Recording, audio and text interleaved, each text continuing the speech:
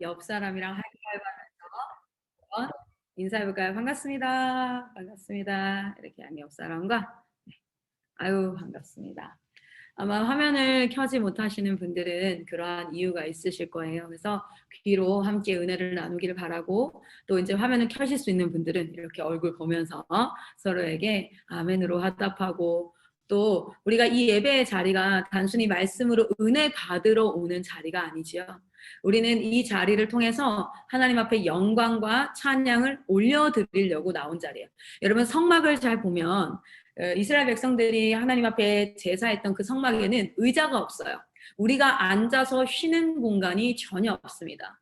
그 성막에 나아가면 뭐예요? 하나님을 섬기기 위함이에요. 오늘 이 예배의 자리도 우리가 뭔가를 섬김을 받고 은혜 받기 위해서 온 자리가 아니라 하나님 앞에 올려드리러 온 자리인 줄 믿습니다. 그렇게 하나님 앞에 예배를 올려드리는 자에게 하나님은 은혜를 베푸셔요. 하나님은 자비를 우리에게 베푸십니다. 그래서 그 자비와 은혜가 우리의 삶 가운데 충만하게 임하기를 소망합니다. 그리고 또 한 가지 사실 우리에게 굉장히 예배로 모이는 것에 아주 중요한 이유가 하나 있는데 그것은 무엇이냐면 우리가 때때로 삶을 살아가다 보면 믿는 사람보다 믿지 않는 사람들을 훨씬 더 많이 만나게 될 거예요. 여러분 퍼센테이지로 보면 우리가 10명의 사람을 만나면 그리스도인인 사람은 1명에서 2명밖에 없어요. 우리 지금 확률로 보자면 대한민국의 그리스도인의 비율이 여러분 그렇다면 많은 사람들을 만났을 때에 그리스도인이 아니라 그리스도인이 아닌 하나님을 알지 못하는 사람을 훨씬 많이 만나기 때문에 그들이 살아가는 삶의 방식이 맞아 보일 수 있단 말이에요. 그런데 우리가 예배로 모이면 우리 옆에는 양옆에 다 돌아보면 누굽니까? 다 누구예요? 아래, 위. 다 누구예요? 예수 믿는 사람. 그리고 예수를 기다리는 사람. 우리는 그냥 교회 다니면서 복을 비는 그런 사람들은 아니지요. 비나이다 비나이다 새벽 예배 나가서 우리 기도하기는 하나님 우리 집이 비싸게 팔리게 하여 주십시오. 하나님 제가 취업이 잘 되게 해주세요. 이거 아니잖아요. 우리는 하나님 다시 오실 주님을 기다리는 자인데 그런 사람들이 몇몇 있었어요. 그게 누구예요? 노아. 노아가 누구였냐면 하나님이 한 말씀 하셔요. 그래서 배를 짓기 시작하는데 그 사람 완전 또라이 취급받았을 거예요. 그 주변에서. 그렇죠? 그리고 또 여러 사람들 있죠. 모세도 그렇고 많은 믿음의 선배들. 믿음의 길을 살아왔던 사람들은 주변에서 또라이 취급받았을 거예요. 우리가 당연히 세상으로부터 미움을 받는 것은 당연합니다. 그런데 우리가 이 예배의 자리에 모이면 어떠해요? 내 옆에 예수를 기다리는 사람이 여기도 있고 여기도 있고 여기도 있고 여기 밑에도 있고 그래 내가 살아가는 이 삶이 틀리지 않지. 맞지. 맞아. 예수님 기다리는 것이 맞지. 그래서 때로는 타협하고 싶어요. 때로는 그냥 세상 사람들처럼 똑같이 살아가고 싶은 거예요. 왜냐하면 거스르는 건 힘드니까. 그런데 예배의 자리에 모여서 우리는 무엇을 확인합니까? 그래 이렇게 사는 게 맞지. 그래 하나님 앞에 예배로 나아가는 게 맞지. 이렇게 확인해요. 그런데 그 예배의 자리에 확인을 하면서도 여러분 좀 고달프지 않나요? 제가 얼마 전에 앉아서 소파에 이렇게 딱 앉아가지고 지금 참 많은 일들을 겪고 있는데 문득 이런 생각이 들더라고요. 참 인생 피곤하다. 왜 이렇게 일이 끊임없이 일어나지? 관계에서 어려워.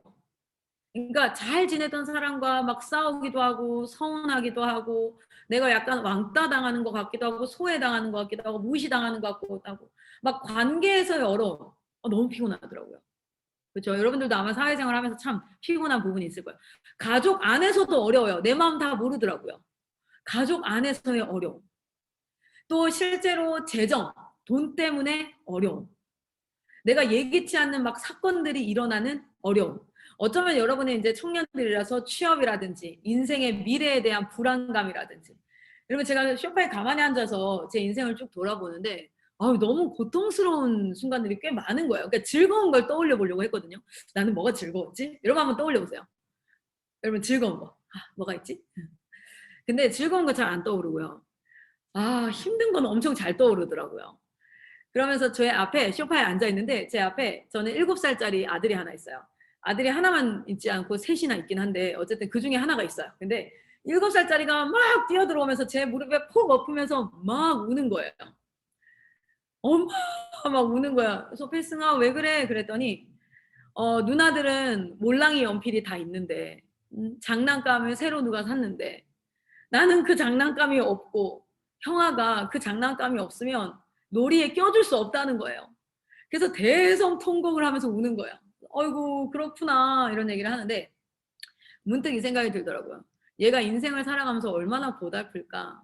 관계의 어려움, 예기치 않은 문제들이 발생하고 얘가 20대가 되고 얘가 30대가 되고 얘가 아빠가 되고 얘가 한 가정의 가장이 되고 예기치 못하는 뭐 막 재판에 휘말리기도 하고 막 어려움에 사기를 당하기도 할 거고 진짜 통장에 돈이 없어서 처자식 밥 먹이냐 살리냐 뭐 굶기냐 이런 걱정도 하게 될 거고 아들이 그런 인생을 살아갈 거라고 생각하니까 너무 딱하고 불쌍하고 안타깝더라고요.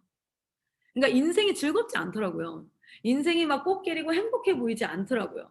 그냥 이 친구가 '하나님 품에서 천국에서 살았으면 좋겠다. 이 땅에서 사는 거 너무 고달프겠다.' 무릎에 누워서 이렇게 막 울고 있는 그 아들을 보면서 그런 생각이 들었어요. 여러분 욥기 말씀 한번 찾아볼까요? 욥기 3 장에 이 마음을 대변하는 말이 나오거든요. 욥기 3 장입니다. 욥기 1장 2장에 자녀를 잃어버리고 욥이 아내 뭐 재산 모든 것들을 다 잃어버리는 인생의 고난이 막 겹겹이 겹쳐와요. 그리고 나서 믿음으로 반응하려고 최선을 다합니다. 욥이. 내가 그래도 하나님을 정말 저주하지 않을 거야. 내가 하나님을 떠나지 않을까. 발버둥을 치면서 신앙을 지키려고 노력했던 욥이 3장에 이렇게 고백을 해요. 3장 1절 같이 한번 읽어볼까요? 3장 1절에서 3절까지 같이 한번 읽겠습니다. 그 후에 욥이 입을 열어 자기의 생일을 저주하니라. 욥이 입을 열어 이르되 내가 난 날이 멸망하였더라면 사내 아이를 베었다 하던 그 방도 그러하였더라면. 아멘. 무슨 뜻이냐면 내가 차라리 태어나지 않았더라면 내가 태어나지 않았더라면 참 좋았을 것을. 여러분 11절 말씀은요. 더 심각하게 얘기를 해요. 어찌하여 내가 태에서 죽어 나오지 아니하였던가. 차라리 죽어서 나왔으면 좋았을 거야. 어찌하여 내 어머니가 해산할 때 내가 숨지지 아니하였던가. 그러니까 뭐냐면 인생이 너무 어려우니까 차라리 죽는 게 낫다. 그리고 그가 이렇게 얘기합니다. 26절 3장 26절 마지막을 한번 볼까요? 나에게는 평온도 없고 안일도 없고 휴식도 없고 다만 불안함만이 있구나. 여러분 아마 이 땅에 태어난 모든 인생은요. 한 번쯤은 이런 고백을 할 거예요. 차라리 태어나지 않았으면 좋았을 걸. 야 차라리 죽는 게 더 낫지 않나. 내 인생에 남아있는 거라고는 평온함도 없고 안일함도 없고 휴식도 없고 그냥 너무 불안하고 힘들다. 인생이 이런 건가? 그런데 저는요 20대 때 참 어려움을 겪을 때 그런 생각을 했었어요. 그런데 막연하게 이런 생각이 있었어요. 나아지겠지. 괜찮아지겠지. 이것만 지나가면 좀 괜찮겠지. 그런데 제가 30대가 되니까요 더 큰 게 오던데요. 더 심각한 문제가 오던데요. 생계의 문제가 막 부딪히고 막 마음이 흔들흔들하는 너무 큰 문제들이 오더라고요. 아마 모든 인생 가운데 이런 생각을 안 해본 사람이 없을 거예요. 여러분 우리 청년들 기억하십시오. 인생이 꽃길이 아닙니다. 여기 저보다 훨씬 더 인생을 많이 사신 우리 집사님도 계시고 이렇게 많이 계시는데 저 미소가 그냥 나오는 미소가 아니에요. 저게 지금 그냥 나오는 미소가 아닙니다. 인생이 진짜 정말 고달프고 불안하기도 하고 정말 나 혼자 허허벌판에 서 있는 것 같고 한참 의지했던 것, 이거면 되겠지 했던 쫓아갔던 것이 허무하게 무너지는 걸 경험하고 제가 말로 이렇게 설명하니까 막 안 와닿지만 저 미소를 짓는 저분들을 보면 여러분 이거 진짜 그래요. 그러면서 인생이 진짜 아름다운 것인가? 하나님께서 우리에게 선물로 주신 것이 맞는가? 한 졸업생이 이런 얘기를 하더라고요. 그 친구가 직장에 취업을 했는데 아침에 새벽같이 일어나서 화장하고 회사를 간대요. 회사 가서 한 10시간을 시달린답니다. 막 정신없이 일하다 보면 저녁이래요. 그리고 나서 퇴근할 시간만 기다리고 있다가 퇴근해서 나온대요. 그러면 자신의 낙이 뭐냐면 자기 집 앞에 그 친구는 원룸에 살아요. 원룸에 왜냐면 월세가 싸니까. 그래서 자기 집 앞에 편의점이 하나 있는데 거기서 시원한 사이다랑 컵라면을 하나 시켜놓고 거기서 컵라면 하나 먹는 거 그게 유일한 낙이라는 거예요. 그래서 그게 그리고 나서 집에 들어가서 청소하고 빨래하고 또 잠을 자고 그 다음날 그렇게 6개월을 회사 생활을 했대요. IM에서 열심히 훈련받고 자기는 정말 멋진 포부를 안고 인생을 딱 나가서 직장에 취업을 딱 했는데 자기는 선교사로 살아갈 거라고 이러고 취업을 했는데 6개월간 그렇게 다람쥐 쳇바퀴 돌아가듯이 돌아가는데 월급이 자기의 통장으로 들어왔다가 스쳐 지나가더래요. 통장에 들어온 순간 뭐 집세 나가고 뭐 나가고 뭐 나가니까 통장에 30만 원 남더래요. 그 친구가 초봉이 180만 원인가 이렇게 받았대요. 저한테 아주 적나라하게 얘기하더라고요. 선생님 통장에 월급이 지나갔어요. 그리고 제 통장에 30만 원 남았어요. 저 11조 하기가 너무 아까운 거 있죠. 제 신앙이 여기까지 와버렸어요. 어찌합니까? 그런 얘기를 하던 친구가 편의점에 앉아서 어느 날 라면을 먹는데 이런 생각이 들었어요. 이렇게 내가 평생 살아야 되나? 야, 이렇게 평생 살면 지금 천국 가는 게 낫겠다. 이렇게 다람쥐 쳇바퀴 돌듯이 산다면 나는 지금 천국 가는 게 낫겠다. 저한테 이렇게 얘기해요. 선생님 저는 자살하고 싶은 마음이 전혀 없어요. 걱정하지 마세요. 그런데 문득 이런 삶이 어떤 의미가 있나 이런 생각이 들었대요. 그때 제가 그 친구가 밤에 11시 정도에 전화가 와서 그 전화를 받았었거든요. 제가 그 친구한테 이렇게 얘기했어요. 이름을 지금 얘기할 뻔했네요. 실명 밝힐 뻔했어요. 내가 친구야 그게 인생이야. 그게 하나님의 나라 에덴 동산에서 살던 우리가 하나님의 나라에 살던 우리가 쫓겨나서 살아가는 그게 인생이야. 그게 우리에게 주어진 저주다. 그게 우리는 선악과 하나 먹고 나서 그냥 지옥 가게 생겼어 이렇게 피상적으로 생각했지. 네 신앙 안에서 너 모태신앙이잖아. 니네 아버지 목사님이잖아. 그래서 선악과 먹어가지고 우리는 죄에 빠졌고 그래서 어쩌고저쩌고. 근데 그 알아? 그 죄의 결과가 지금 네가 살고 있는 그 인생이야. 너는 그 인생을 살다가 어느 날 너무너무 사랑하고 믿었던 사람에게 배신을 당할 수도 있어. 너는 100이라는 에너지로 일을 했으면 최소한 콩을 심었으면 콩이 나야 되잖아. 100이라는 에너지를 심었는데 거기에서 10도 안 나올 수도 있어. 오히려 사기당할 수도 있어. 갑자기 건강에 적신호가 올 수도 있고 그게 인생이야. 그게 우리가 살아가는 인생이고 그게 선악과를 따먹은 하나님을 배신하고 하나님의 언약을 어겼던 인간들이 맞아들여야 되는 인생이야. 그런데 그 인생 가운데 누가 찾아오신 줄 알아? 예수 그리스도가 네 인생 가운데 찾아오신 거야.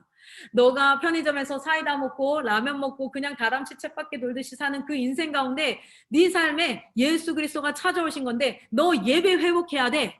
너 예배 제대로 안 드리지? 라고 얘기했더니 이 친구가 저 예배 나가요. 출석해요. 이래요. 아니 예배 출석하는 거 말고 너 진짜 하나님 만나고 있니? 여러분 예수 그리스도 하나님을 만나지 못했어요. 이스라엘 백성들이 어떻게 해요? 창세기 때 어떻게 됩니까? 에덴 동산에서 쫓겨납니다. 그 이후로 하나님을 만나지 못한 상태로 가인과 아벨과 셈과 쭉쭉쭉쭉 가다가 노아의 홍수가 빵 터지고 나서 그리고 나서 노아 가족 8명만 살려줘요. 그리고 그 8명을 통해서 다시 인생들이 번성해 가는데 악에 악을 더해요. 그 가운데 아브라함을 부르세요. 그리고 그 아브라함을 통해서 이삭을 낳고 야곱을 낳고 야곱의 자녀 요셉을 통해서 그 애굽 땅에 들어갑니다. 애굽 땅에서 400년간을 살면서 어떻게 돼요? 민족을 이루어요. 그 민족이 다시 가나안 땅에 나옵니다. 그 가나안 땅으로 들어가는 그 중간에 뭐가 있어요? 광야. 광야 한 가운데서 모세를 통해서 창세기가 기록되어져요. 광야 한 가운데서 모세를 통해서 출애굽기, 레위기, 민수기, 신명기가 기록되어집니다. 그때까지 이스라엘 백성들은 창세기의 이야기를 알아요, 몰라요? 몰라요. 그냥 노예였다가 광야 한가운데 서 있는 거예요. 그때 하나님께서 모세를 통해서 말씀하기 시작합니다. 창세기부터 창출, 내, 민, 신, 신명기를 제외하고 나머지 모든 말씀은 신명기는 모세가 하나님의 말씀을 듣고 하는 설교예요. 근데 신명기를 제외한 나머지 4개는 뭔지 아세요? 하나님이 알려주신 그대로 기록한 책이에요. 그러니까 하나님이 직접 이스라엘 백성들에게 설교하신 내용이에요. 제일 먼저 뭐부터 알려줘요? 내가 너희를 에덴에서 창조했어. 지금 네가 서 있는 그 광야는 쫓겨난 곳이야. 지금 네가 있었던 애굽은 쫓겨난 곳이야. 넌 원래 하나님 나라 사람이었고 에덴이라는 하나님 나라에서 살다가 쫓겨났어.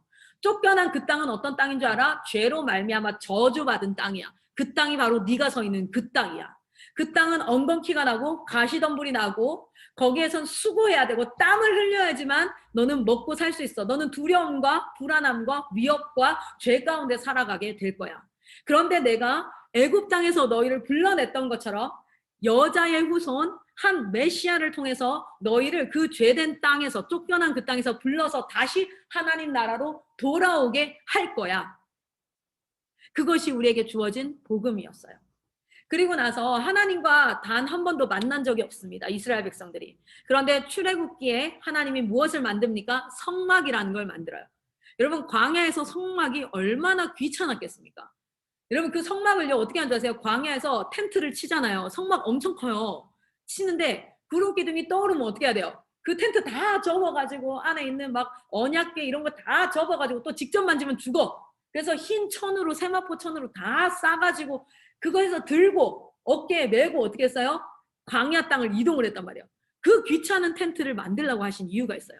왠지 아세요? 성막 곧 회막이라고 말하는데 그 회막이 무슨 뜻이냐면 모일 회자, 만날 회자, 모이는 곳이에요. 만나는 곳이에요. 누구랑? 하나님과 만나는 장소를 이 땅 가운데 만든 거예요. 하나님 나라 에덴에서 쫓겨났어요. 쫓겨난 그 땅에서는 하나님을 만날 수 있는 곳이 전혀 없었어요. 왜냐하면 거긴 죄된 땅이라서 하나님이 오시는 순간 즉결 심판이 일어나요. 다 죽어. 그런데 그곳에 뭘 만들어요? 거룩한 땅, 하나님을 만날 수 있는 성막이라는 거룩할 성자요. 거룩한 텐트를 하나 만들고 거기 언약궤 위에 하나님께서 이 땅 가운데 이 죄된 땅, 쫓겨난 땅에 친히 오셔서 만나려고 성막을 만들었어요. 그런데 그 성막이 완성되어지자 진짜 이스라엘 백성들 하나님을 만났어요? 못 만났어요. 그곳에 하나님의 영광이 너무 가득해서 하나님이랑 정말 친했던 모세조차도 성막에 들어갈 수 없었더라. 출애굽기 40장에 나와요. 그 들어갈 수 없는 곳에 하나님께서 이제 어떻게 하십니까? 내가 너희를 만나려고 성막을 지었다. 그리고 이제 너희를 만날 거야. 그리고 시작되는 말씀이 레위기입니다. 레위기의 제사를 통해서 내가 제사는 너희와 내가 만날 수 있는 방법을 알려주는 거야. 그 제사는 오늘날 무엇을 예표합니까? 예수 그리스도의 죽으심. 그 예수 그리스도의 죽으심으로 말미암아 하나님을 도저히 만날 수 없었던 쫓겨났던 우리가 만나요. 그 만남의 장소가 뭔지 아세요? 예배입니다. 예배. 제가 그 친구한테 그 밤에 전화 와서 인생이 허무해요. 인생이 너무 불쌍하지 않아요? 맨날 그 친구 표현을 이랬어요. 개고생하는 거잖아요. 맨날 돈 벌어서 카드값 갚는 거잖아요. 맨날 걱정하고 근심해야 되는 거잖아요. 불안해야 되는 거잖아요. 쌤, 행복은 굉장히 짧고 너무 무기력하고 이게 뭡니까? 그래서 제가 얘기했어요. 예배를 회복해야지. 너 하나님 만나고 있니? 저 예배 출석하고 있는데 아니, 너 하나님 만나고 있니? 여러분 하나님을 만나면 숨통이 트여요. 하나님을 만나면 살아나요. 여러분 우리가 신앙인이 아니라 오늘 이 예배의 자리도 이 말씀 가운데 하나님을 만나시기를 축복합니다. 혹시 말씀을 선포되어질 말씀을 들으면서 나 하나님 만나고 싶다라는 갈망이 생깁니까? 그거 지금 성령님께서 일하고 계시는 거예요. 여러분 거기에 반응하십시오. 여러분 고집 부리지 마시고 놓으셔요. 그리고 하나님을 만나고 싶다는 마음을 부어주시는 하나님을 찬양하세요. 주님 지금 내 가까이에 있군요. 주님 지금 나와 함께하고 계시는군요. 이 예배의 자리에 이 랜선을 통하여서 모였지만 이 화면 가득 우리 지금 앉아서 예배드리는 모든 곳에 성령님, 무소부재하신 성령이 함께 계시는군요. 어둠을 씻어주십시오. 하나님 우리 안에 있는 중독이 떠나가게 하여 주십시오. 걱정과 근심과 염려가 떠나가게 하여 주십시오. 하나님 이곳에 빛으로 임하여 주시옵소서. 여러분 반응하십시오. 지금 하나님 앞에 여러분 혹시 제 설교가 클라라의 설교라고 착각하시면 안 됩니다. 클라라의 입술을 통해서 선포하시는 하나님의 여러분 마음 가운데 갈망을 주신다면 지금 하나님이 굉장히 가까이에서 역사하고 계시는 거예요.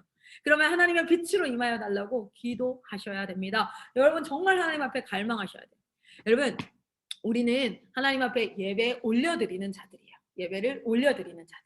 그 예배를 받으시고 하나님께서 우리에게 은혜와 자비를 베푸시는 줄 믿습니다. 오늘 여러분이 이 자리에 모이기로 시간을 헌신하고 여러분의 열심을 헌신하니 그 하나님 앞에 드려졌죠. 여러분 시간을 드렸어요. 찬양을 드리면서 여러분의 마음을 드렸어요. 목소리를 드렸어요. 이렇게 하나님 앞에 드리는 자에게 오늘 이 메시지를 통해서 하나님께서 무엇을 지금 주고 계십니까? 열망도 주시고 갈망도 주시고 소망도 조금씩 주시는 거예요. 그래 내 삶 가운데 하나님을 만나야지. 여러분 관건은 예배는 하나님을 만나는 것이지 그냥 예배 순서의 participant 그러니까 참여하는 것이 아니에요. 하나님을 만나는 겁니다. 그 하나님을 만나는 방법에 첫 번째 우리 히브리서 말씀 찾아보겠습니다. 히브리서 13장입니다. 히브리서 13장. 은혜는 하나님이 내려주시는 거고요. 마음은 하나님이 부어주시는 거고 우리가 하나님 앞에 어떻게 예배드려야 하는가. 히브리서 13장은 이런 제목을 가지고 있어요. 하나님이 기뻐하시는 제사라는 제목을 가지고 있습니다. 대체 우리 하나님께서 무엇을 기뻐하시나? 그것을 기뻐하시고 우리에게 은혜를 내려주셔야 돼요.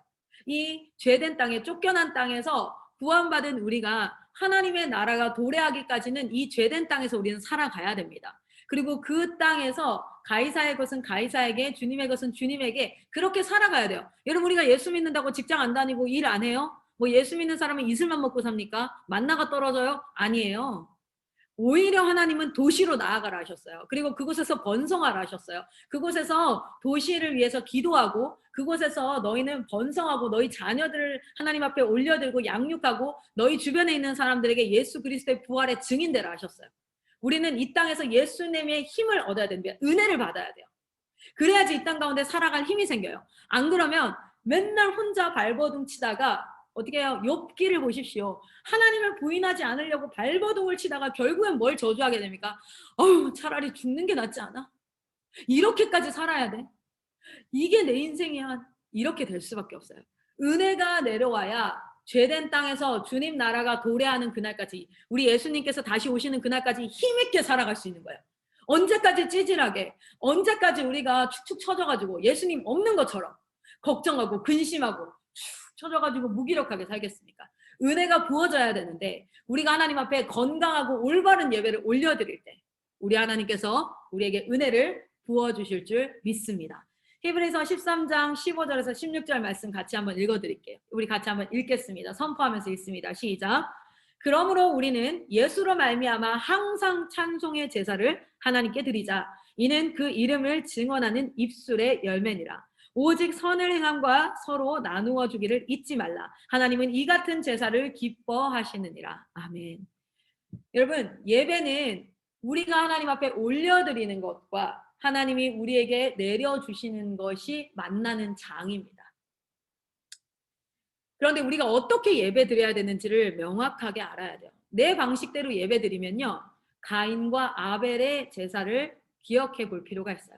가인은 자신의 방식대로 예배를 드렸어요. 그러니까 어떠합니까? 하나님이 그 예배를 받지 않으셨습니다.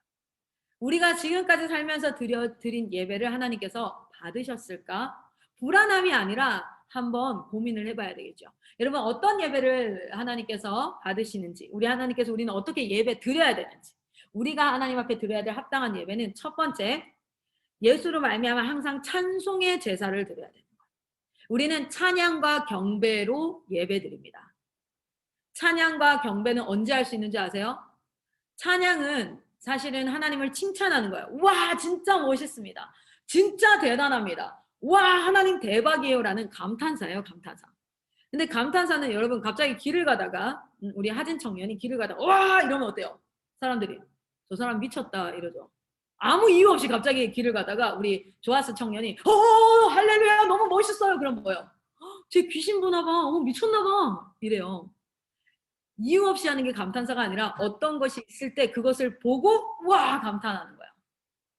찬양과 경배를 올려드리려면 하나님이 누구인지를 알아야지만 감탄할 수 있죠. 이건 억지로 하는 게 아닙니다. 그래서 여러분, 우리가 매일의 삶 가운데 말씀을 통해서 하나님이 누구인지를 알아가고 거기에 소극적으로 알았다 하지 않고 와 할렐루야 하나님 멋집니다. 하나님 정말 대단합니다 라고 찬양하고 경배하고 우리가 정말 상황 가운데 하나님을 기뻐하고 찬양하고 첫 번째 찬양. 그런데 또한 이 찬양은 두 번째 방식으로 나타날 수 있어요. 뭔지 아세요? 감사로 나타납니다. 이런 일들이 일어났을 때 하나님 앞에 감사하고 이것도 감사하고 어떤 일들 앞에서 하나님 안에서 해석하여서 감사와 찬양과 경배를 올려드리는 것. 감탄하고 여러분 이것은 그냥 단순히 감사하는 말이 아니라 우리의 본심에서 흘러나오는 거예요. 여러분 인상 쓰고 있지 맙시다. 우리가 삶의 예배를 하나님 앞에 올려드립시다. 그래서 기뻐하고 감사하고 노래하고 찬양하고 그래서 내 주변 사람들이 이런 얘기 한번 들어봐야 돼요. 아니 너는 뭐가 그렇게 좋은데 맨날 이렇게 실실 웃고 다녀. 아니 니는 뭐가 그렇게 기쁜데 그렇게 찬양하고 감사해. 근데 감사할 일 없을 때 많아요. 힘들 때 많아요. 그런데 뭐 때문에요? 그냥 예수 그리스도 때문에 감사하고 찬양할 수 있어요. 왜냐하면 이 땅 가운데서는 여러분 거지 나사로 기억나세요? 부잣집의 문 앞에서 혼자 구걸하던 그 거지 나사로로 살 수도 있어요. 그런데 여러분 기억하십시오. 우리는 영원한 하나님의 나라가 있습니다. 영원한 하나님의 나라가 우리에게 있습니다. 그로 말미암아 감사하고 찬양할 수 있는 줄 믿습니다. 입술의 열매를 하나님 앞에 올려드리는 것. 그것이 우리가 드려야 될 마땅한 예배예요. 그래서 우리가 예배에서 찬양으로 시작하죠. 무엇으로? 하나님 앞에 올려드림으로 시작하는 거예요. 받으려고 하는 게 아니라 하나님 앞에 올려드림으로 시작하는 거예요. 두 번째, 우리는 무엇으로 하나님을 예배할 수 있습니까? 오직 선을 행함과 서로 나누어 주기를 잊지 말라. 하나님은 이 같은 제사를 기뻐하시느니라. 헌신입니다. 헌신. 헌신이라는 건 여러분 다른 게 아니라요. 우리가 이렇게 에너지를 이렇게 쓰고 있던 것, 당연히 내가 하고 있던 것을 어떻게 하는 거예요? 영적 분별을 통해서. 하나님께서 우리에게 주인 되시면 로마서 12장 1절 2절 말씀이 실제가 되어져요. 하나님의 선하시고 기뻐하시고 온전하신 뜻이 무엇인지가 분별이 되어져요. 분별이 되어지면 내가 하고 있던 것들이 옳지 않음을 성령께서 깨닫게 하십니다. 그때는 이 옳지 않던 것들을 하던 힘을 다시 멈추고 돌려서 하나님이 기뻐하시는 것으로 하려고 힘을 쓰는 것. 헌신은요, 그냥 내가 막 찬양단으로 헌신한다, 내가 청소로 헌신한다, 이런 게 아니라 힘을 쓰는 거예요. 힘을 쓰는 거. 그런데 우리가 입술로 찬양하는 하는 것을 넘어서 힘을 쓰는데 내가 하던 것들이 분별해봤더니 이게 하나님이 기뻐하지 않는 거야. 그러면 그 힘을 안 하려고 하고 그리고 하나님 기뻐하시는 것으로 힘을 쓰는 것. 그것이 헌신이에요. 첫 번째. 그것을 우리는 조금 쉬운 말로 회개라고 합니다. 회개. 하나님 앞에 어떻게 예배드립니까? 첫 번째, 찬양과 경배로. 두 번째, 헌신인데 그 헌신 가운데 첫 번째는 뭐예요? 분별함을 통하여서 하나님이 기뻐하시고 선하시고 온전하신 뜻을 행하려는 것. 그것이 헌신이에요. 그래서 쉬운 말로 회개라고 합니다. 여러분이 회개할 때 하나님 예배 받으십니다. 여러분이 여러분의 죄악을 회개할 때 하나님께서 예배 받으십니다. 하나님께서 참으로 기뻐하시며 여러분이 올려드리는 회개가 예배인 거 아십니까? 하나님이 기뻐하십니다. 그리고 두 번째 헌신은 무엇입니까? 내가 하던 것들을, 죄 짓던 것들을 안 하여서 하나님 앞에 돌이키는 헌신이 있다면 하나님이 기뻐하시는 것이, 내가 예배 드리다가 어느 날 예배 드리는 가운데 어떤 할머니가 성경을 못 찾아요. 그래서 저거 내가 찾아드려야지. 그렇게 에너지를 쓰는 것. 하나님이 그 할머니를 얼마나 기뻐하세요. 그런데 그 할머니가 성경을 못 찾을 때 하나님이 영으로 찾아가셔서 야야 내가 성경 찾아줄게 이렇게 할 수 있어요? 없어요. 하나님은 누굴 통해서 일하십니까? 하나님의 음성을 듣는 사람을 통해서 일하세요. 그 할머니에게 그 예배드리다가 마음이 부어져요. 내가 저 할머니 너무 섬기고 싶다. 돕고 싶다. 가요. 그래서 하나님의 손과 발이 되어 내가 하나님을. 여러분 누군가가 울고 있습니다. 너무 슬퍼하고 있어요. 그러면 그 하나님이 얼마나 자기 딸이 울고 있을 때 얼마나 슬프겠어요. 여러분 제가 애를 낳기 전에는 몰랐는데요. 진짜 내 새끼 눈에 이게 눈물이 나니까 내 마음에는 피눈물이 난다는 게 무슨 말인지 알겠더라고요. 그래서 저희 엄마를 생각하면서 진짜 많이 제가 성숙해졌거든요. 우리 하나님도 그래요.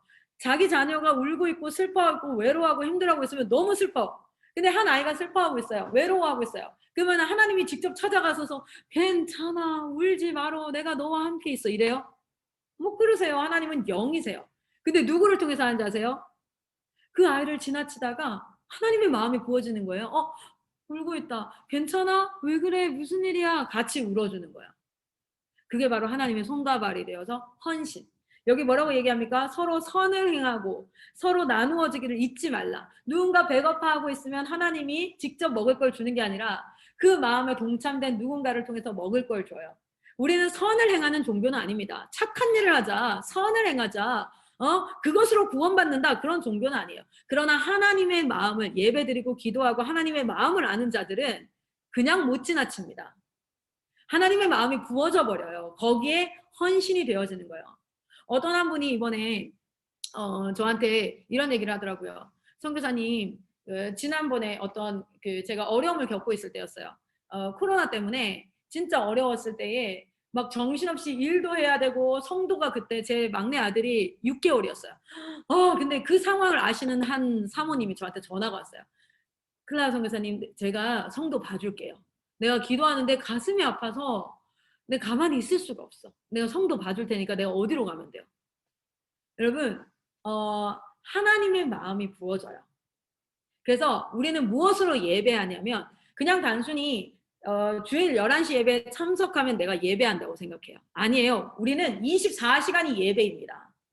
그래서 우리는 그 특별히 주어진 스페셜 타임 예배에 나아가서 하나님 앞에 찬양 올려드리고 그리고 우리의 물질, 나는 돈을 사랑하는 것이 아니라 하나님을 더 사랑합니다라는 선포. 내 시간에 이 시간만큼은 타협하지 않고 주님 앞에 드립니다. 내 시간도 하나님께, 내 건강도, 내 모든 것을 하나님 앞에 드리는 그 스페셜 타임이 정규 예배예요. 정규 예배 때 하나님 앞에 그렇게 올려드리는 자는 말씀이 부어지고 은혜가 부어집니다. 그리고 매일의 삶의 예배를 드리면서 나아가는 자, 찬양하고 하나님 앞에 기도하고 그리고 하나님의 마음이 부어졌을 때 즉각 순종하여서 그래 하나님이 정말 저거 보고 계실 수 없지 내가 이 일을 해야지 이렇게 하는 자들, 그 자들을 통해서 하나님께서 무엇을 받으세요? 24시간의 삶의 예배를 받으세요. 우리는 두 가지로 예배할 수 있습니다. 하나는 찬양과 경배, 두 번째는 헌신으로 예배합니다. 이 헌신에 회개와 실질적으로 하나님의 손과 발이 되는 것이 있다는 것을 잊지 마십시오. 이 화면 가운데 IM 선교의 인턴 선교사로 사역하시는 분들이 있어요. 이 인턴 선교사로 사역하시는 분들은 주변에서 여러 이런 이야기를 들을 거예요. 야, 너 언제까지 거기 있을래? 야, 너 거기서 뭐하니? 야, 꼬마들이랑 꼬마들 싸우는 거 중재나 하고 있고 뭐하니? 이런 얘기 들을 수 있어요. 그런데 왜 저도 23살부터 이 자리에 있었고요. 저희 어머니는 예수 믿지 않는 분이에요. 그래서 저한테 뭐라고 하신 줄 아세요? 야, 이 미친년아. 너 지금 어려서 그래. 어려서 뭣도 몰라서 그러고 있는 거야. 너 나중에 노후 걱정은 안 하니? 너 결혼해서 애는 잘 키울 수 있겠어? 별소리를 다 들으셨어요. 저희 어머니 또 경상도 어머니라서 욕을 얼마나 찰지게 잘하는지 모르겠어요.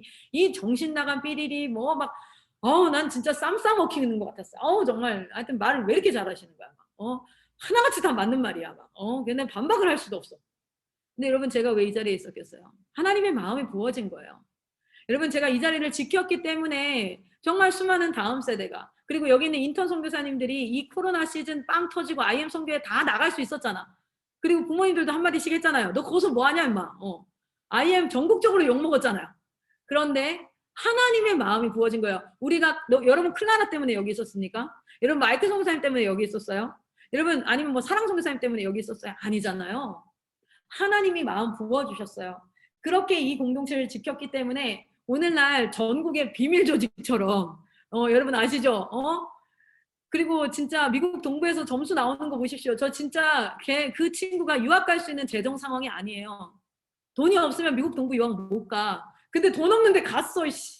가서 우리 애들이 점수 받고 여러분 진짜 아이비리그에 편입해서요. 아이들 한국에 와서 지도자로 10년 뒤 20년 뒤에 그리스도의 지도자로 서기를 간절히 소망합니다.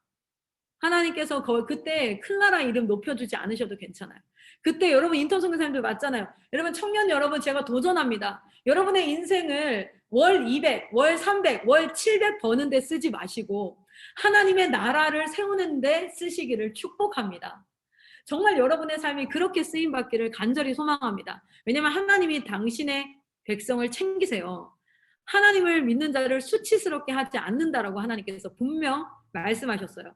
그리고 여러분 완벽하지 않아도 돼요. 우리는 예배드리는 삶을 통하여서 하나님이 우리에게 말씀하시는 것에 순전히 반응하는 우리가 되었으면 좋겠습니다. 할렐루야. 오늘 마지막으로 조금 말씀 나누려고 하는 마지막 부분이 있어요.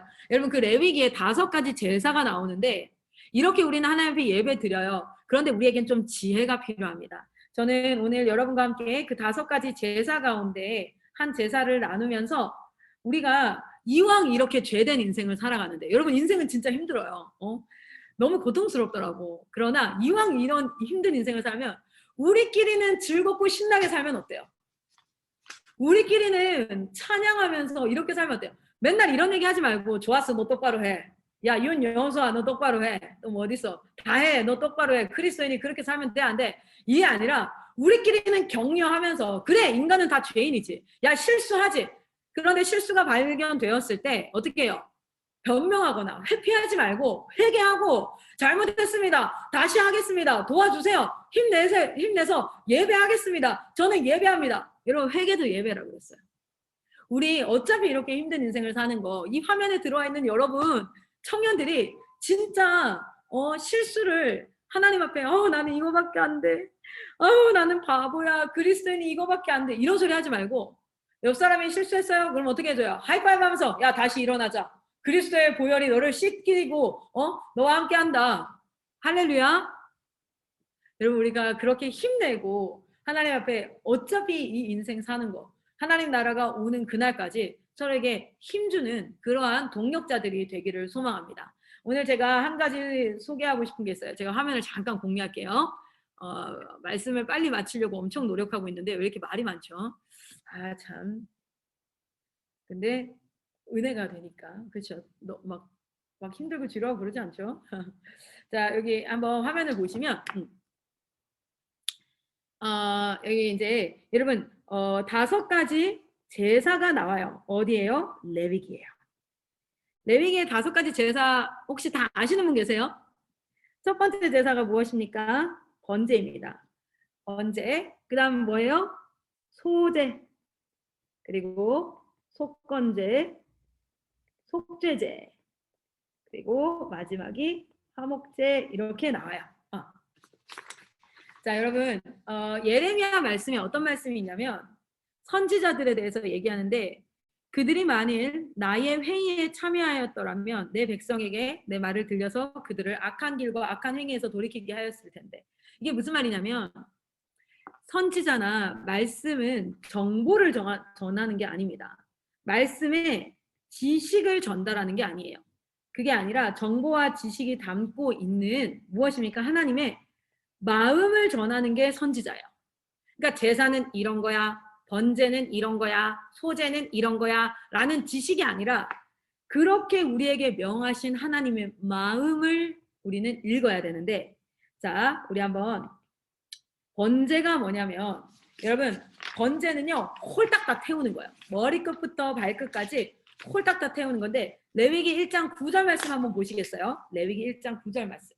제가 이 말씀을 왜 하냐면 우리가 예배를 어떻게 드려야 될까? 아까 그 2가지 찬양과 경배 그리고 헌신으로 드리는데 그 예배에 또 하나님의 마음이 담겨져 있어요. 이렇게 너희가 예배 드리길 원해. 너희가 이렇게 예배 드렸으면 예배 드리는 것을 나는 받고 싶어. 하나님을 사랑하니까 우리 하나님이 받고 싶은 거 드려야 되죠. 내가 드리고 싶은 게 아니라 레위기 1장 9절 말씀 한번 보겠습니다. 같이 읽겠습니다. 시작. 제가 안 읽으니까 혹시 안 읽은 거 아니죠? 제가 지금 말씀을 잠깐 찾고 있어서 레위기 1장 9절 제가 다시 읽겠습니다. 같이 읽겠습니다. 시작. 그 내장과 정강이를 물로 씻을 것이요 제사장은 그 전부를 제단 위에서 불살라 번제를 드릴지니 이는 화제라 여호와께 향기로운 냄새니. 여러분 번제를 통해서 하나님이 우리가 다 번제부터 다 자세하게 알 수 없으니까 번제의 특징은 다 불살라 드리는 거예요. 뭐냐면 온전히 하나님 앞에 드리는 것입니다. 하나님은 어떤 걸 원했을까요? 진짜 그 소를 다 불사르는 여러분 소를 불사르는 그 냄새 소를 불태우는 냄새를 뭐라고 하냐면 향기로운 냄새라고 그랬어요. 근데 한번 상상해보세요. 진짜 향기로워요? 여러분 살 타는 냄새 하나도 안 향기로워요. 소 껍질 타는 냄새 그 진짜 하나도 역겨울 수 있어요. 오히려 하나도 향기롭지 않아요. 그런데 하나님이 그걸 왜 향기롭다 했겠어요? 전부를 다 불살라라. 우리 하나님이 받으시고 싶은 예배는 그 사도행전에 나오는 아나니와 삽비라처럼 몇 개 떼놓고 하나님 앞에 드리는 거 말고 전체를 다 줬으면 좋겠다는 거예요. 여러분의 전심을 하나님 앞에 드리기를 축복합니다. 여러분이 뭐 잘한다 못한다 상관없어요. 전심으로 하나님 앞에 예배하는 겁니다. 전심으로. 그런데 이 번제의 또 특징이 하나 있어요. 6장 9절 한번 가보시겠어요? 6장 9절 번제에 대해서 한 번 더 언급하는데 6장 9절 6장 9절 레위기 6장 9절 한 번 더 읽겠습니다. 6장 9절 시작. 아론과 그의 자손에게 명령하여 이르라. 번제의 규례는 이러하니라. 번제물은 아침까지 제단 위에 있는 석쇠 위에 두고 제단의 불이 그 위에서 꺼지지 않게 할 것이요. 아멘. 아까 제가 이런 말 했죠. 지식과 정보가 아니에요. 제사는 이렇게 드려야 돼. 번제는 이렇게 드려야 돼. 그게 아니라 하나님 마음이 어떤 마음으로 이렇게 얘기하셨을까요? 하나님이 전심으로 예배드리기를 원하시는 그 마음으로 그것을 모형으로서 어떻게 했어요? 다 불살라버려. 여러분 여러분의 인생을 하나님 앞에 불살라버리기를 축복합니다. 그런데 그 불을요. 냄비 근성처럼 불살랐다가 식었다가 불살랐다가 꺼졌다가 불살랐다가 꺼졌다가 아니라 뭐 하라고요? 불이 꺼지지 않게 해라. 여러분 광야 한가운데였어요. 광야 한가운데 그 불이 안 꺼지려면 여러분 낮에 그게 아니라 광야에는 모래바람도 불어요. 알아요? 밤에는 막 영하까지 기온이 떨어져. 그 불을 안 꺼트리려면 어떻게 해야겠습니까? 그 이지웅 목사님이라는 목사님이 계세요. 예수전도단에서 오랫동안 설교하셨던 이지웅 목사님이 실제로 그 예배를 한번 해봤대요. 제주도에 있는 열방대학에다가 번개탄처럼 불을 하나 갖다 놓고는 명령한 거예요. 그 제자들한테. 내가 서울에 설교가 있어. 그 성막 안에다가 성막을 모형으로 해놓고 불을 갖다 놓고는 야, 내가 갔다 올 때까지 꺼트리지 마. 이러고 떠난 거예요. 이지웅 목사님이. 그리고 설교하고 비행기 타고 돌아오는데 여러분 비행기 조그만한 문에요. 빗방울이 두둑두둑두둑 떨어지기 시작하더래요. 이 목사님이 오메 비 오네 어떡하나 당연히 불이 꺼졌겠지 생각을 했답니다. 아무리 자기가 그렇게 명령했지만 제자들한테 근데요 뭐 급한 마음에 열방대학을 가봤대요. 갔는데 여러분 그거 아세요?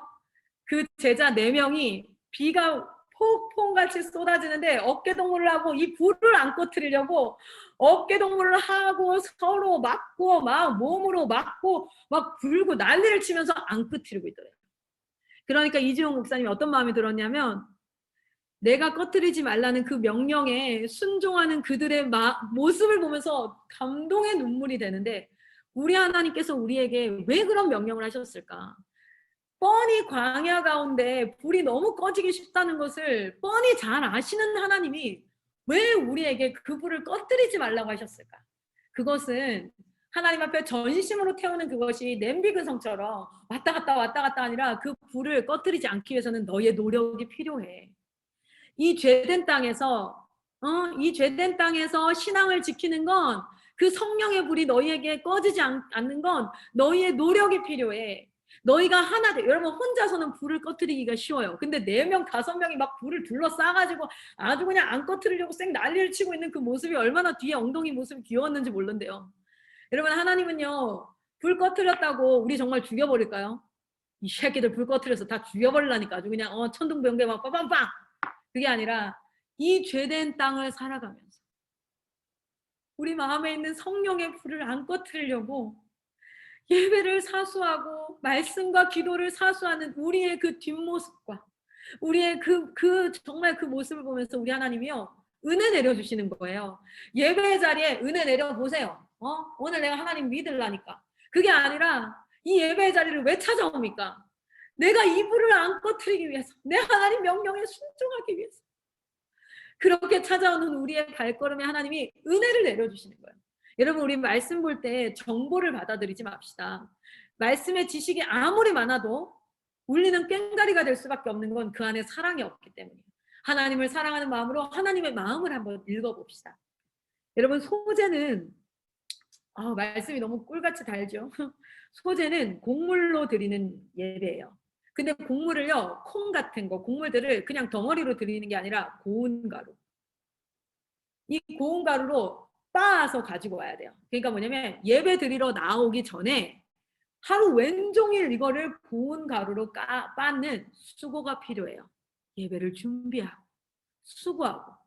여러분 그리고 고운 가루로 다 빻아지는 건 우리의 삶도 우리의 인생도 사람들과 부딪혀가면서 돌과 돌이 부딪히면서 갈리는 것처럼 사람과 사람이 부딪혀가면서 우리가 처음에는 뻑뻑한 곡물이었는데 고운 가루로 하나님 앞에 우리의 성품과 우리의 삶이 갈려져야 돼요. 그런데 아주 특징이 있습니다. 소제에 대해서 보면 레위기 2장 13절입니다. 레위기 2장 13절에 특징이 있어요. 그 고운 가루에다가 뭐를 넣으라 그래요. 2장 13절 같이 읽겠습니다. 시작. 내 모든 소제물에 소금을 치라. 내 하나님의 언약의 소금을 내 소제에 빼지 못할지니 내 모든 예물에 소금을 드릴지라. 고운 가루에다 뭐를 넣어라? 소금을 넣어라. 이 소금은 하나님의 언약이다. 우리가 삶 가운데서 갈리고 이 사람과 싸우고 찢고 뽑고 갈리고 하면서 고운 가루가 되어 가는데 우리는 그걸 포기하고 싶어요. 더 이상 하나님 믿고 살아가고 싶지 않고 이제 포기하고 싶고 막 놓고 싶어져. 그런데 거기에 뭐를 치라고요? 소금. 언약의 소금. 하나님의 언약, 변하지 않는 언약. 그 약속이 뭐예요? 내가 너를 사랑해서 너를 십자가에 내가 죽음으로 말미암아 너를 구했잖아. 내가 지금은 하늘나라로 올라가는데 다시 너를 데리러 올 거야 라는 약속. 이 땅은 다 사라지고 하나님의 나라가 임할 거야. 그때 하나님이 어디 계시냐고 외쳤던 사람들 그 사람들 다 심판받을 거야. 그러나 겸손하게 흠도 없이 덤도 없이 나의 인생을 하나님 앞에 드리기를 소망하며 바보 소리 들어가며 등신 천치 소리 들어가면서 신앙생활을 해왔던 내가 네 손을 붙잡고 하늘의 별과 같이 빛나게 할 거야 라는 그 약속이 우리가 그 고운 가루가 되어가는 빠지고 하는 그것을 인내할 수 있는 힘을 주는 줄 믿습니다. 그리고 그 소재에다가 절대 넣지 말라는 게 있어요. 소금은 넣어라, 빼라고 하는 게 있어요. 레위기 2장 15절입니다. 15절에 또 넣어야 되는 게 있어요. 15절에는 뭘 넣으라 그래요? 기름. 여러분, 기름은요, 성경에서 무엇을 나타내는 줄 아세요? 기름 부음, 곧 성령을 의미합니다. 성령.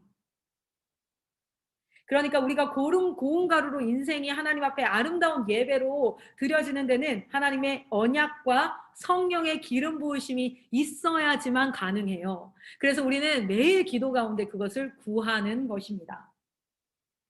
그리고 절대 넣지 말아야 할 것이 있습니다. 그 절대 넣지 말아야 될 것은 11절입니다. 11절, 2장 11절. 두 가지가 있죠. 바로 뭡니까? 하나는 누룩, 하나는 꿀이에요. 누룩은 빵을 부풀릴 때 쓰는 이스트예요. 뭐냐면 원래 있는 게 아니라 뭐예요? 부풀리는 거. 뭡니까? 과장하는 거. 거짓이죠, 사실은. 그리고 꿀은 뭡니까? 꿀. 달게 하는 거예요. 달게 하는 거. 그런데 이 달콤한 것을 넣은 빵은요, 쉽게 상합니다. 그래서 우리의 삶은 순전히 부풀려진 신앙과 달콤한 것을 쫓아가는 신앙이 아니라 고운 가루가 될 때까지 빠지기 위해서 하나님의 언약의 소금과 성령의 기름 부으심이 있어서 그것이 하나님 앞에 예배로 드려져요. 가인의 예배를 받지 않았다라고 얘기하는데 사실은 가인의 예배라고 나와 있지 않고 뭐라고 해요? 가인의 재물을 받지 않았다 그래요. 그러니까 가인의 재물만 받지 않은 게 아니라 가인도 안 받았다. 뭐예요? 자신의 삶을 하나님 앞에 드렸어야 돼요. 자신의 삶에서 가정생활에서 하나님을 드러내는 빠지는 내 승질 같아서는 막 이렇게 했을 텐데 예수를 믿으니까 내가 그렇게 하지 못해. 그래서 내가 어떻게 할 거야? 하나님이 기뻐하시는 거 할 거야. 내가 진짜 이번에 참을 거야. 그게 내가 빠지는 과정이에요. 소재의 예배를 하나님 앞에 드리는.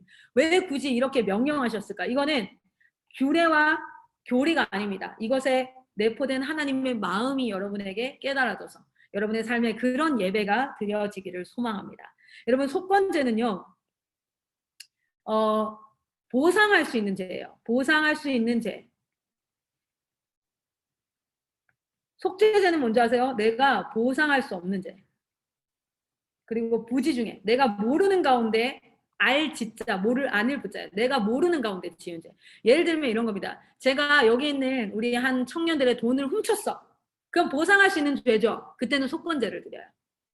그런데 제가 말 한마디를 해가지고 그 사람이 자살에 이르게 됐어요. 근데 나는 그 말 때문에 이 사람이 자살한지 몰랐어요. 부지 중에 나도 모르게. 그리고 내가 이거 보상할 수 있어요, 없어요? 죽은 사람을 어떻게 살려냅니까? 그런 죄를 지었을 때는 속죄죄를 드려요.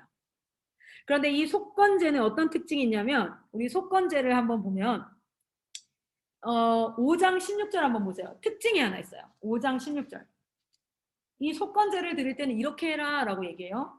5장 16절 같이 읽겠습니다. 시작. 성물에 대한 잘못을 보상하되 그것에 5분의 1을 더하여 제사장에게 줄 것이요. 여기까지만 읽을게요. 뭐냐면 내가 10만 원을 내가 훔쳤어요. 그러면 10만 원을 갚는 게 아니라 12만 5천 원을 갚으라는 거예요. 12만 원을 갚으라는 거예요. 더 얹어서 보상하라는 거예요. 이게 우리 하나님의 원리예요. 여러분, 우리가 인생을 살면서 회개를 할 때 내가 보상할 수 있고 한 것들은 반드시 더 얹어서라도 보상해야 됩니다. 그래서 삭개오가 어떻게 합니까? 자신의 재산을 어떻게 해요? 싹 나눠줄 때 보상하잖아요. 더. 자기가 받은 것 이상의 것을 보상하려고 하는 거예요. 우리 하나님은 절대 하나님한테만 잘못했다고 그 사람들한테는 하나도 보상하지 않고 회개하지 않는 것, 그것을 기뻐하지 않으세요. 우리가 이러한 이 제사만 봐도 우리 하나님의 마음에 이런 것이 있구나. 그 원리를 가지고 하나님 앞에 삶의 예배를 드리시기를 축복합니다. 마지막으로 우리 화목제 볼게요. 여러분, 화목제는 하나님 앞에 감사하는 마음이 있을 때 드리기도 하고요. 내가 뭔가 하나님 앞에 서원하고 싶을 때, 하나님 앞에 내가 이걸 이렇게 하겠습니다라고 서원하고 싶을 때, 그리고 낙헌제라고 해서 자원에서 그냥 정말 기쁨으로 드리는 제사예요. 하나님 앞에. 근데 화목제는 어떤 특징이 있냐면 이런 특징이 있어요.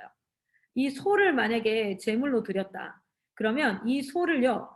원래는 제물을 다 제사장이 먹어요. 제사장이 나눠 먹거나 아니면은 불을 태웁니다.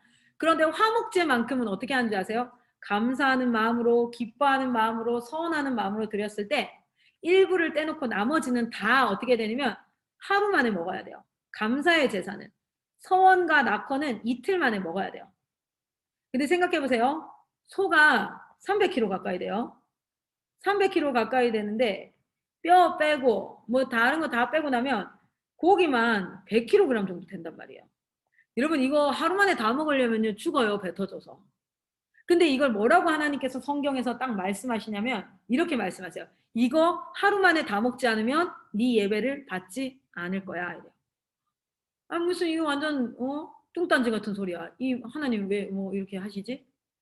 여러분 이걸 하루 만에 다 먹으려면 반드시 어떻게 할 수밖에 없을까요? 나눠 먹을 수밖에 없어요. 절대 예배 드린 그 혼자 다 못 먹습니다. 나눠 먹어야 돼요. 그러니까 이 제도를 통해서 하나님은 이 감사 화목제, 화목하게 하기 위한 거예요. 하나님과 화목하게 해서. 근데 그것을 통해서 이웃과도 화목하게 만들어 버리시는 거예요. 여러분, 우리가 하나님 앞에 화목하면 이웃과 나눠야 됩니다. 나누면서 이웃과도 화목해지기를 소망합니다. 제가 이 5가지 하나님께서 이스라엘 백성들에게 얘기했던 이 제사는 폐하여졌어요. 오늘날 이렇게 드려지지 않아요. 오늘날 하나님 앞에 제사 드린다고 막 소 잡고 이런 사람 있어요? 없어요. 그런데 이 제사를 하나님께서 명령하실 때 그 안에 내포된 하나님의 마음은 여전히 변하지 않으셨어요. 그래서 오늘날 우리가 11시에 예배를 드리고 삶의 예배를 드릴 때도 이 레위기에 나와 있는 제사의 내용들을 잘 살펴보면서 하나님의 마음을 파악하고 그 마음을 기쁘시게 하는 자가 우리가 되기를 간절히 소망합니다. 오늘 말씀을 마무리하도록 하겠습니다. 오늘 여러분과 이야기하면서 인생은 죄악된 우리는 쫓겨난 땅에서 있는 가나안 땅을 향해서도 이렇게 얘기했어요. 더러워진 땅이다라고 얘기했어요. 죄로 철저하게 묻는 땅이에요. 여기에서 분별 없이 살다 보면 어떻게 되는지 아세요? 그들을 쫓아가고 그게 맞는갑다. 아 인생 저렇게 사는 건가 보다. 이렇게 얘기하면서 살 수 있어요. 그러나 하나님은 얘기했습니다. 그 땅에서 거룩하게 구별된 자로 살아라. 너희는 성도다 이렇게 얘기해요. 그래서 제가 셋째 아들 이름을 성도라고 지었어요. 이 땅에서 우리가 저기 어디야 지리산 꼭대기에 들어가서 니네끼리 살아라 이러지 않았다니까요. 저 백두산 꼴짝이 들어가서 니네끼리 예배하면서 살아라지 않고 도시 한가운데서 그들과 동일하게 살지만 구별되어서 살아라 라고 하나님께서 명령하셨어요. 우리는 예배드림으로써 뭐라고 얘기합니까? 하나님 앞에 저희는 구별된 자입니다. 하나님 앞에 예배자입니다. 할렐루야. 오늘날 우리는 예배를 타협할 수 없는 이유가 바로 거기에 있어요. 생명이 거기에서 나요. 그 예배의 자리에서 우리는 은혜 받지 않으면 이 땅을 살아갈 힘이 없습니다. 시들시들 말라 죽게 되어져요. 오늘도 이 말씀이 선포되어질 때 여러분의 마음 가운데 하나님께서 마음을 주셔요. 그것이 바로 은혜예요. 은혜. 내려지는 은혜. 그런데 우리가 오늘 하나님 앞에 어떻게 예배드리자고요? 찬양과 경배 그리고 헌신으로 회개함으로 그리고 하나님 앞에 손과 발이 됨으로 그리고 마지막 3번째가 뭐냐면 과거 5가지 제사에 나타난 하나님의 마음을 아주 짧게 좀 더 사실 나누고 싶었는데 시간이 벌써 이렇게 돼서 우리 다음 주에 이 예배를 가지고 좀 더 깊이 나눌 거거든요. 그런데 요 마음을 우리가 하나님의 마음을 알아서 그 마음을 기쁘시게 하는 자가 우리가 되기를 간절히 소망합니다. 우리 시간 같이 한번 기도하는 시간 갖도록 하겠습니다. 주님, 나는 예배자로 살아가고 싶습니다. 주님, 나는 예배자입니다. 나의 예배를 받아 주시옵소서. 주님을 찬양합니다.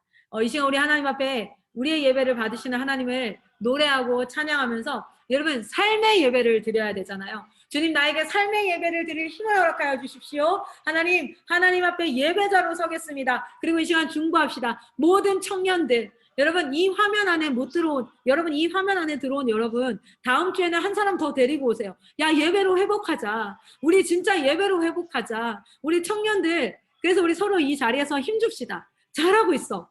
여러분 죄 지었다고 뭐 손가락질 할 필요 없어요. 내가 예언 하나 할까요? 여러분 죽을 때까지 죄 지을 거예요. 진짜 슬픈데요. 제가 예언의 은사가 없어요. 근데 두 가지 예언할 수 있는 게 있어요. 하나, 여러분 반드시 죽습니다. 이건 맞아요. 저는 예언의 은사가 없지만 이 예언은 맞을 거예요. 두 번째, 여러분 죽을 때까지 죄 지을 거예요. 그게 우리예요. 은혜가 부어져야 살아갈 수 있는 자들입니다. 죄 짓는 자 손가락질 하지 마시고 대신 죄 지었을 때 어떻게 해요? 버티지 말고 다윗처럼 어떻게 해요? 옷을 찢고 하나님 앞에 나가서 주님 잘못했습니다. 주님 나를 용서하여 주시옵소서. 그러면 옆에 사람들이 뭐 해줘야 되는지 아세요? 우리 다시 시작하자. 다시 예배하자. 그렇게 힘주면서 가야지. 안 그래도 힘든 인생 서로 손가락질하고 이제 막 정지하잖아요. 진짜 힘들어져요. 정말. 우리 시간 기도합시다. 청년들이 교회 안에서 가면 쓰지 않고 정말 하나님 앞에 자신의 온전한 모습을 내어놓고 예배함으로 나아가는 아름다운 청년 세대가 회복되어지게 하여 주시옵소서. 그리고 우리 이 화면에 있는 모든 사람들이 하나님 앞에 이제 삶의 예배를 드리겠습니다. 주님 받아주십시오. 우리 시간 같이 한번 주여 한번 외치고 기도하겠습니다. 기도합니다. 주여, 사랑의 하나님 아버지 감사합니다. 은혜 가운데 함께 하신 하나님의 이름을 찬양합니다. 우리의 예배를 받으시는 하나님의 이름을 높여드립니다. 주님을 찬양합니다. 하나님은 여전히 아름답고 하나님은 우리의 왕이십니다. 다시 오실 주님을 기다립니다. 하나님, 그 주님을 기다리지 못하고 삶 가운데 아버지의 다람쥐 쳇바퀴처럼 힘들어하고 있는 청년들이 있습니까? 혹시나 자신의 삶에서 좌절하고 절망하고 슬퍼하는 자들이 있습니까? 주여 새 힘을 더하여 주시옵소서. 주여 은혜를 더하여 주시옵소서. 하나님께서 힘 더하여 주시옵소서. 하나님, 우리 아름다운 공동체가 지역 곳곳에서 지역교회 청년들이 일어나기를 소망합니다. 오늘 하나님 힘입은 자들이 하나님 지역교회를 살리는 자들 되게 하여 주시옵소서. 지역의 청년들을 일으키는 자들 될 수 있도록 주님 인도하여 주시옵소서. 우리의 삶의 예배를 받으시고 주여 은혜 내려 주시옵소서. 하나님, 오늘도 우리에게 새 힘을 허락하시니 감사합니다. 은혜 내려 주시니 감사합니다. 오늘 이 화면 가운데는 모든 청년들을 주님께서 붙잡아 주시옵시고 말씀으로 더하여 주시옵소서. 하나님, 이 예배 가운데 직장에서 수고하며 가정에서 깨어진 가정이 있습니까? 직장에서 어려움 겪는 자들이 있습니까? 경제적으로 어려움 겪는 자들이 있습니까? 재정적으로 어려운 자들이 있습니까? 주여 힘도하여 주시옵소서.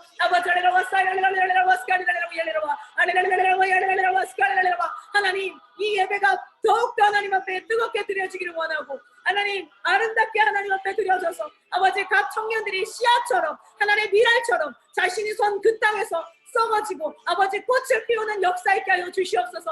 외로운 자 있습니까? 두려운 자 있습니까? 불안한 자 있습니까? 인생이 허망하고 허무한 자 있습니까? 하나님 사역에 지친 자 있습니까? 새 힘을 더하여 주시옵소서. 아버지 오 주여 아버지 감사합니다. 하나님, 이 자리에 청년 세대로 함께하고 있는 우리 조재화 집사님, 하나님 우리 함께하고 있는 윤주아 집사님, 주여 붙잡아 주시옵소서. 주여 기름 부어 주시옵소서. 그 삶의 현장에서 멋진 믿음의 기성세대로 하나님 앞에 일어나게 하시고 하나님, 오늘도 이렇게 함께 이 청년들과 예배드리면 하나님 다 나아가게 하시니 감사합니다. 그 삶의 자리에서 이미 청년으로 살고 계시는 두 집사님을 축복합니다. 주여 함께하여 주시옵소서.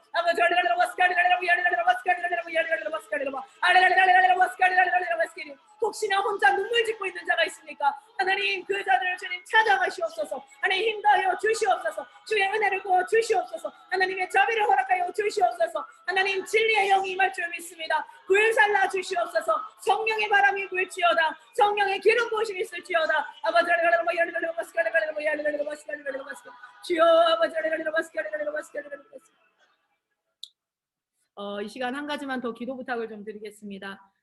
제가 항상 청년들을 위해서 기도하고 이렇게 했었는데 오늘 이 시간에는 여러분 IM 선교회를 위해서 좀 기도해 주십시오. IM 선교회는 사람의 일이 아닙니다. 한 사람의 뭐 예를 들어 마이클 선교사님이나 저나 뭐 레베카 선교사님 이렇게 한 사람이 이끌고 가는 단체가 아닙니다.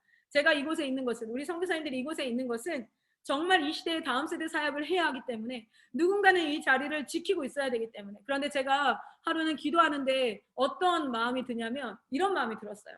진짜 지금 다음 세대가 벼랑 끝에 있거든요, 여러분. 근데 이런 마음이 들었어요. 사단이 우리 다음 세대가 가운데 있고 그 한쪽 팔을 사단이 붙잡고 있고 한쪽 팔은 우리가 붙잡고 있는 거예요. 그러니까 마치 여러분 그 아세요? 그 줄다리기 하는 거 아시죠? 줄다리기를 하는데 그 줄다리기 제가 막 당기고 있어. 우리가 이쪽에서 사단이 막 우리를 당기고 있어. 우리가 여기로 끌려가면 요 사이에는 불구덩이가 있는 거예요. 줄줄줄줄 끌려가게 생긴 거예요. 그래서 여기 막 겨드랑이에 피가 나고 손에 피가 나는데도 그걸 붙잡고 있는 그런 마음이 막 들더라고요. 여러분 진짜 지금도 저희 남편은 오늘 양산에 설교하러 갔어요. 저는 오늘 이 자리에서 지금 인투젠 설교하고 있잖아요. 말씀이 하나님을 살리기 때문에 진짜 달려가서 계속 지금 마이클 선교사님은 카렌스 타고 전국 다니면서 다음 세트 사역해야 된다고 외치고 있어요. 지금 3일째 집에 안 들어오고 있어요. 그렇게 막 달려가고 있단 말이에요. 그런데 이것이요 절대 우리 돈 때문에 이러고 있지 않거든요. 명예 때문에 이러고 있지 않거든요. 한 사람이라도 이 줄을 놓으면 진짜 다 끌려갈 것 같은 거예요. 사실 그래서 오늘 여러분한테는 제가 중보기도 요청하고 싶습니다. 첫 번째는 이 비전에 동참된 청년들이 좀 IM 선교회에 사역자로 많이 일어났으면 좋겠어요. 여러분 혼자 들면 너무 무거운데 10명이서 들면 무거운데 100명이서 들면 가볍잖아요.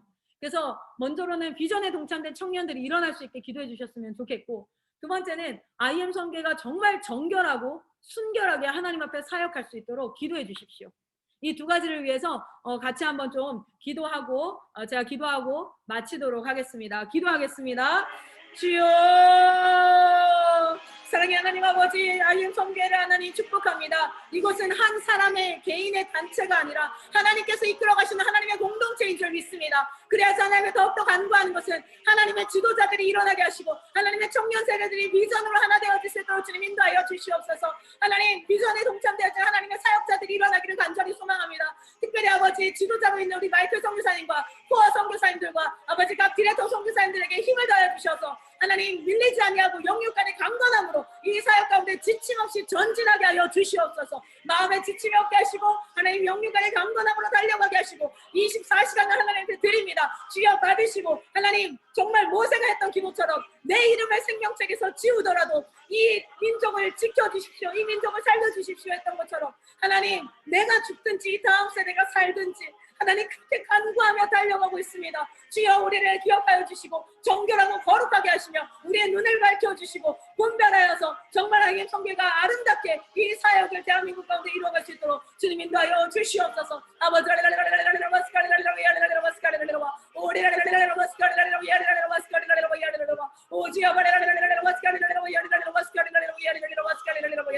하나님 우리 학생 선교사들을 기억하여 주시고 하나님 정말 우리 인투젠 청년부가 부흥하게 하셔서 이 청년들 가운데 하나님 반절은 세상을 향해서 정말 전진하여 달려가는 직장 선교사가 되게 하시고 또 그들 가운데 일부는 교육 선교사가 되고 IM 선교사가 되어서 정말 이곳에서 대한민국의 건강한 선교와 지역교회가 일어나는 귀한 사역이 일어날 수 있도록 주님 인도하여 주시옵소서. 아버지 우리의 기도를 들으시고 응답하시는 하나님을 찬양합니다. 추수할 것은 많으나 휘어져 들판에 아버지 가득한데 추수할 일꾼이 없습니다. 주여 보내주시옵소서. 아버지 주여